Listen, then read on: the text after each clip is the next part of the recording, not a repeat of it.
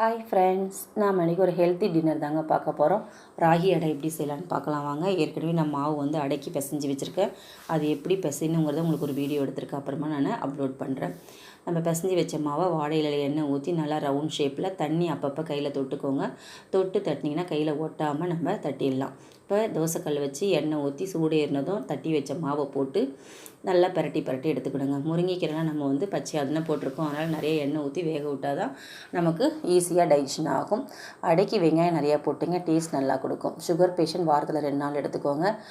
வளரக்கூடிய குழந்தைங்களுக்கும் கொடுங்க, போன் வளர்ச்சியில் நல்லாயிருக்கும். அதுபோல் முருங்கைக்கீரை பார்த்திங்கன்னா நமக்கு ஹீமோகுளோபினை ரைஸ் பண்ணி தரும்.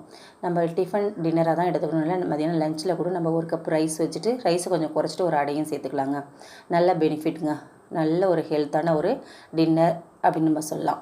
இந்த வீடியோ உங்களுக்கு பிடிச்சிருந்துன்னா லைக் பண்ணுங்கள், சப்ஸ்கிரைப் பண்ணுங்கள். இந்த ராகி அடைக்கு நம்ம தேங்காய் சட்னி இந்த மாதிரி ப்ரௌன் சுகர்லாம் தொட்டு சாப்பிட்டா டேஸ்ட்டாக இருக்குங்க.